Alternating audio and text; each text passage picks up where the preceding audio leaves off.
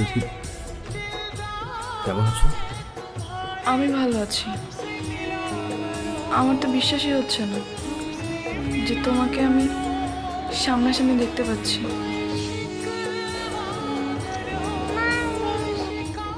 তোমার মেয়ে না? মাশাআল্লাহ, খুব সুন্দর, একদম পুরো তোমার মতো হয়েছে।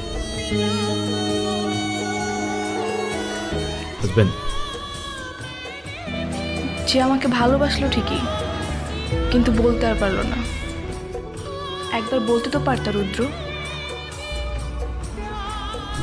দেখো তিথি,